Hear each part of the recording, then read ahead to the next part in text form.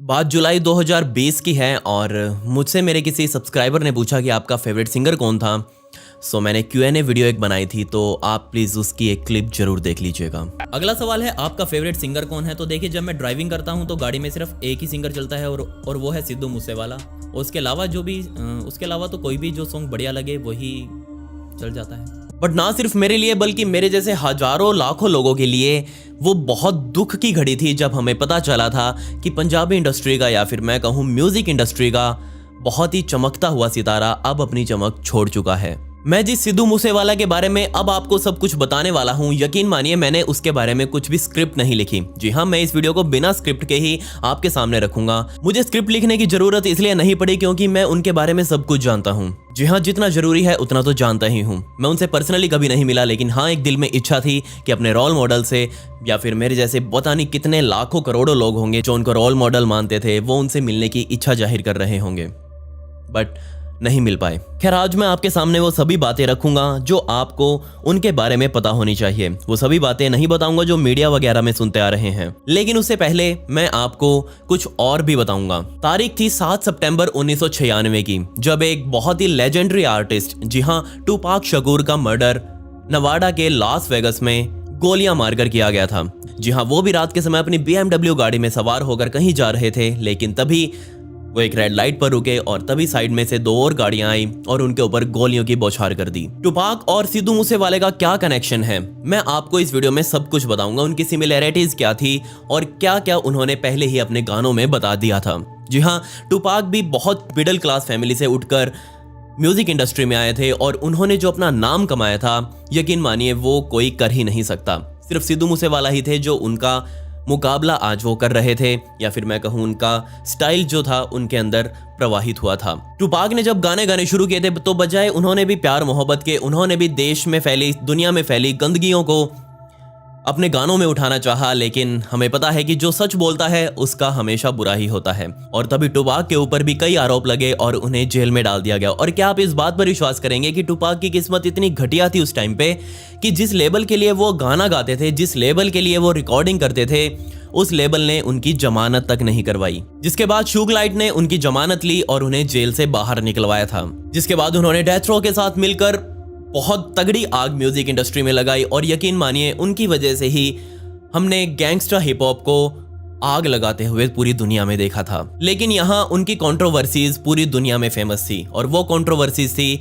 Waste side versus east side. Biggie वगैरह के आपने गाने सुने होंगे तो आपको पता होगा कि वो लोग ईस्ट साइड से कनेक्टेड थे और वो अपने ग्रुप को क्रिप गैंग के नाम से बोलते थे। लेकिन हमें पता है कि टूपाक ने जाकर बाद में ब्लड गैंग को ज्वाइन कर लिया था, जो कि ऑब्वियसली वेस्ट साइड का एक गैंग था। ये लड़ाई ना सिर्फ गानों में थी बल्कि असलियत में भी ये लड़ाई हमने देखी थी। जी हाँ, वेस्ट साइड और ईस्ट साइड के बंदे जो थे वो आपस में कभी भी गैंगवारी कर देते थे। और एक दिन आया 7 सितंबर 1996 का, जब टूपाक शकूर नवाडा के लॉस वेगस में ही मौजूद थे और तभी एक क्रिप गैंग का मेंबर जिसका नाम ऑरलैंडो एंडरसन था, वो भी उनके आसपास ही कहीं मौजूद था। तो उनकी लड़ाई उस क्रिप गैंग वाले मेंबर से, यानी कि ऑरलैंडो एंडरसन से हुई थी डेथ रो के एक गाने को लेकर। और आज भी ये माना जाता है कि इसी लड़ाई का, इस छोटी सी लड़ाई का, एक गाने की लड़ाई का बदला लेने के लिए ऑरलैंडो एंडरसन ने रात के टाइम टूपाक शकूर की BMW गाड़ियों पर 2 तरफ से गोलियों की बारिश करवा डाली। बदकिस्मती से इस सारा कांड जब हुआ, उस टाइम शकूर अपनी सिक्योरिटी को साथ लेकर नहीं गए थे। ये कहानी का एक बहुत छोटा सा हिस्सा था। आपको पता ही होगा सन 2018 में XXX टेंटाशॉन को भी कुछ इसी तरह से मारा गया था। उनकी भी गाड़ी पर गोलियां बरसाई गई थी जब वो सिक्योरिटी अपनी साथ लेकर नहीं गए थे। और फिर से इतिहास को दोहराया गया और दिन था 29 मई 2022 का। समय था शाम के लगभग 5:30 बजे। सिद्धू मूसेवाला अपने घर पर मौजूद थे और ये बात जग जाहिर है कि उनकी एक दिन पहले ही सिक्योरिटी को हटाया गया था। जी हाँ, उनके पास पहले 6 गनर थे, यानी कि 6 सरकारी गनर थे, लेकिन उनको घटाकर सिर्फ 2 सरकारी गनर ही अब उनके पास मौजूद थे। लेकिन यहाँ मैं बात करता हूँ 8 अगस्त 2021 की, और यकीन मानिए ये वो दिन था जब लेजेंड सिद्धू मूसेवाला के मर्डर की स्क्रिप्ट को लिखा जा चुका था। जी हाँ, अब आप पूछेंगे कि उस दिन क्या हुआ था। तो उस दिन अकाली दल के एक नेता और लॉरेंस बिश्नोई, जी हाँ, गैंगस्टर लॉरेंस बिश्नोई के बहुत करीबी रहने वाले विक्की मिदो खेड़ा का मर्डर मोहाली पंजाब में हुआ था। मोहाली पंजाब में किए गए उस मर्डर के जब शूटर्स को पकड़ा गया तो दिल्ली पुलिस के सामने उनके शूटर्स ने बयान दिया था कि इस सारे हमले में हमारी तो थोड़ी बहुत मदद करी है सिद्धू मूसेवाला के मैनेजर शगनप्रीत ने। गैंगस्टर लॉरेंस बिश्नोई को ये बात पता चली कि इस मर्डर के पीछे यानी कि विक्की मिदोखेड़ा के मर्डर के पीछे सिद्धू मूसेवाला के मैनेजर शगनप्रीत का हाथ है। तो उसने सोचा कि क्यों ना शगनप्रीत को ही धर लिया जाए। लेकिन धरता कैसे, क्योंकि 10 अगस्त या फिर 11 अगस्त को मर्डर के सिर्फ 3 या 4 दिन बाद ही शगनप्रीत इंडिया छोड़कर ऑस्ट्रेलिया भाग गया। ये बात जब लॉरेंस बिश्नोई को पता चली तो उसको समझ आ गया कि वो उसकी इतनी औकात नहीं थी कि वो अकेला ऐसे मौके पर देश छोड़कर भाग सके। तो उसे लगा कि जरूर इसमें किसी ना किसी ने उसकी मदद करी है और उसे ये आभास हो गया कि उसकी मदद और किसी ने नहीं बल्कि सिद्धू मूसेवाला ने ही करी है। और तभी से लॉरेंस बिश्नोई के दिमाग में बैठ गया कि अगर विक्की मिदोखेड़ा के मर्डर का बदला लेना है तो सिद्धू मूसेवाला की जान पर हमला करवाना होगा। पर यहाँ सवाल ये था कि लॉरेंस तो जेल में था तो वो बदला लेगा कैसे। तो उसने अपने ही एक साथी रहे गोल्डी बरार को कांटेक्ट किया। जी हाँ, गोल्डी बरार और कोई नहीं बल्कि कनाडा में बैठकर लॉरेंस बिश्नोई का काम इंडिया में संभालता है। अब आप कहेंगे कि गोल्डी बरार का इसमें क्या फायदा था, तो मैं आपको बता दूं कि गोल्डी बरार का एक बड़ा भाई था जिसका नाम गुरलाल बराड़ था और उस गुरलाल बराड़ का भी मर्डर हुआ था चंडीगढ़ में। और जब उसके शूटर से पूछताछ की गई थी तो उसमें सीधे तौर पर उन्होंने सिद्धू मूसेवाले का नाम लिया था। हो ना हो ये पक्की एक साजिश ही थी सिद्धू मूसेवाला के नाम को बदनाम करने की, क्योंकि जब कोई बंदा इतनी ऊंचाई पर पहुंच जाता है तो उसे खींचने वाले 10,000 10 लाख लोग एक साथ लग जाते हैं। खैर उसे भी अब अपनी भाई की मौत का बदला लेना था तो उसने लॉरेंस को इस काम के लिए हाँ कर दिया और कहा कि कोई टेंशन नहीं है, ये काम हम करवाएंगे। लेकिन अब दिक्कत ये थी कि वो काम ये करवा पाते इससे पहले पंजाब में चुनाव आ गए तो ऑब्वियसली वहाँ बहुत ज़्यादा सिक्योरिटीज़ बढ़ जाती है, धारा 144 लागू हो जाती है, हर जगह हर बंदे की चेकिंग होती है। तो इस टाइम पर ऐसा कुछ कांड करवाना बहुत ज़्यादा मुश्किल काम था। तो उन्होंने थोड़ा सा वेट किया, मार्च आ गया। मार्च के बाद मार्च में रिजल्ट भी आ गए थे और सीएम भी बन चुके थे और अब अप्रैल का पहला हफ्ता आ गया। और जब लॉरेंस और गोल्डी ने सोचा कि अब इस काम को अंजाम देना है, लॉरेंस ने अपने एक शूटर शाहरुख को इसके लिए हायर किया। जी हाँ, वो दिल्ली का एक जाना माना तो नहीं, छोटा मोटा कह ही सकते हैं, हाँ वहाँ का गैंगस्टर था। और उसने शाहरुख को एक काम दिया कि तुम्हें सिद्धू मूसेवाले का मर्डर करना है। उसने कहा ओके, और वो वहाँ से सीधा पंजाब चला गया। पंजाब जाने के बाद उसने सिद्धू मूसेवाला के घर की रेकी करी और रेकी करते करते उसकी मुखबरी ही किसी और ने दिल्ली पुलिस को दे दी। दिल्ली पुलिस तुरंत आई और उसे शाहरुख को पंजाब के मानसा जिले के में मौजूद मूसा गांव के अंदर से ही उठाकर लेकर गई थी। और जब उसे पूछताछ की गई कि तू वहाँ क्या कर रहा था तो उसने कहा था कि वो अपने एक मिशन पर वहाँ था। अब ऑब्वियसली मूसा गांव में वो घूम रहा है तो एक बच्चा भी समझ जाएगा कि मूसा गांव में कोई गैंगस्टर क्यों घूमेगा। जी हाँ, सिद्धू मूसेवाला ही वहाँ की आन बान शान थे और ऑब्वियसली वो उन्हें ही मारने के लिए वहाँ आया था, जिसमें उसने अपना बयान भी दिया और कहा कि वो सिद्धू मूसेवाला की ही रेकी कर रहा था और गोल्डी बराड़ ने उसे ऐसा करने के लिए कहा है। लेकिन उसे पहले ही दिल्ली पुलिस द्वारा उठा लिया गया। अब वो उठ गया था तो गोल्डी बराड़ ने अपना प्लान थोड़ा सा पोस्टपोन कर दिया और उसने अब फिर से नए शूटर्स को हायर करना शुरू किया। लेकिन अब की बार उसने सिर्फ एक बंदे को हायर नहीं किया बल्कि पूरी टीम बनाई, और टीम भी नहीं बल्कि टीमें बनाई। यहाँ पर कुल टोटल 3 टीमें गोल्डी बराड़ की काम कर रही थी। एक शूटर्स की टीम जिनका काम था गोली चलाना, एक टीम वो जिनका काम था इन शूटर्स को हथियार उपलब्ध करवाना, और एक तीसरी टीम वो जिनका काम था हत्या करने के बाद इन लोगों को गाड़ियां उपलब्ध करवाना, लूट की गाड़ियां उपलब्ध करवाना जिसमें ये तुरंत बैठकर वहां से भाग सकें। गोल्डी ने पहले ही सोच लिया था कि वो पंजाब के लोकल शूटर्स हायर नहीं करेगा, वो बाहर से शूटर्स मंगवाएगा ताकि वो अपना काम करें और तुरंत निकल जाएं। और बदकिस्मती से दिन था 29 मई 2022 का और समय था तकरीबन शाम के 5:30 बजे, जब सिद्धू मूसेवाला अपने घर से अपने ही किसी रिश्तेदार का हालचाल जानने के लिए वहां से निकले।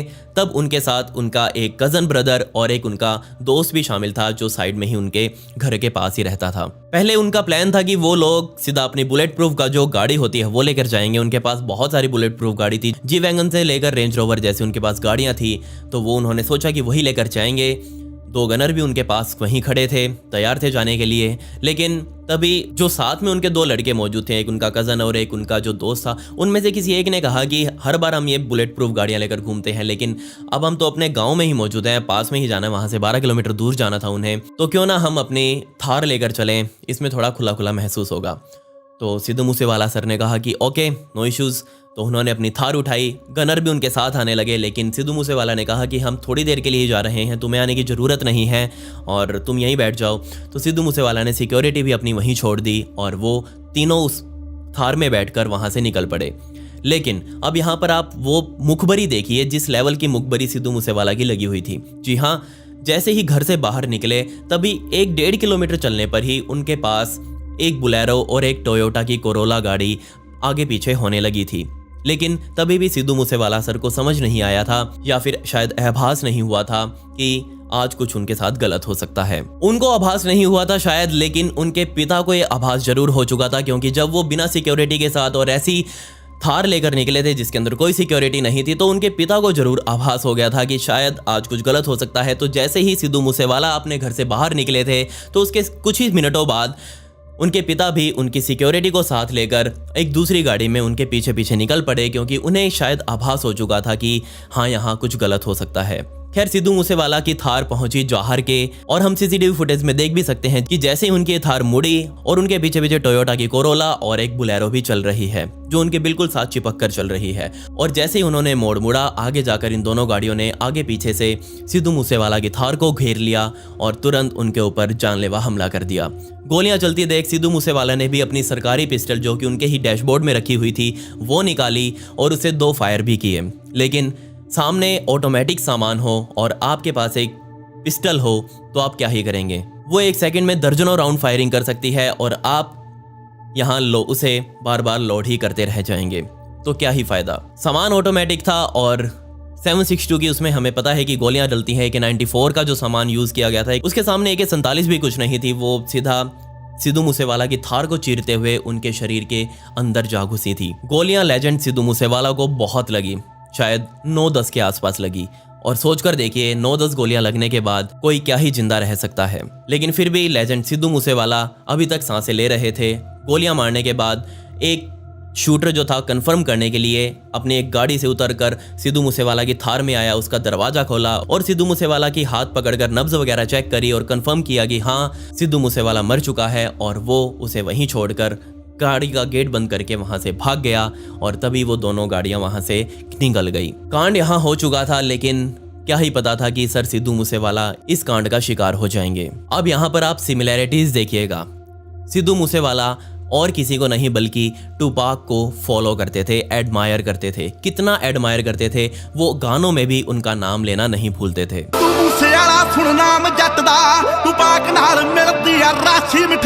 ये दोनों ही हमेशा समाज में फैली गंदगियों को अपने गानों में उठाते थे और उनकी सीख लोगों को देते थे, तभी इनका नाम इतना चढ़ा था। गैंगस्टा हिप हॉप इनके गानों का थीम रहता था। सिद्धू मूसेवाला सर ने अपने बहुत से गानों में अपनी मौत का जिक्र पहले ही किया था। उनके लाइफस्टाइल गाने में we live with the gun we die with the gun, उनके द्वारा लाइन बोली गई थी, हम बंदूकों के साथ जीते हैं और बंदूक ही हमारी जान लेगी।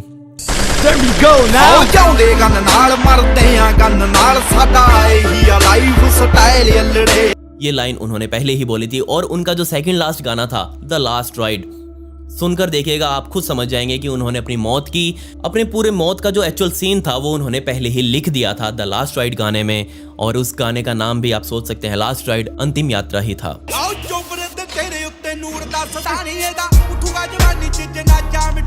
उसमें जो गाड़ी दिखाई हुई है वो सीधा सीधा टूपाक की गाड़ी है। उसका जो पोस्टर है, जो उसका थंबनेल है, उसके अंदर वही असली गाड़ी दिखाई हुई है जो टूपाक सर की थी, जिसमें उनका मर्डर किया गया था।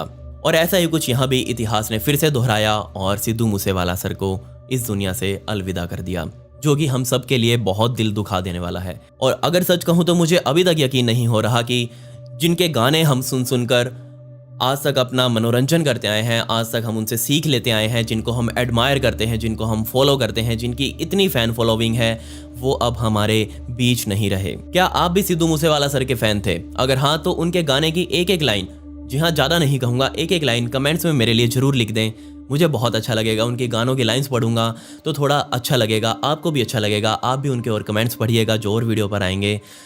Thank you so much. मैं इस वीडियो में कोई शाउट आउट नहीं दूंगा और ना ही आपको इस वीडियो को लाइक करने के लिए कहूँगा, ना ही आप इस पे पिक मी वगैरह लिखिए। ये वीडियो कुछ और नहीं, ट्रिब्यूट थी लेजेंड सिद्धू मूसेवाला को।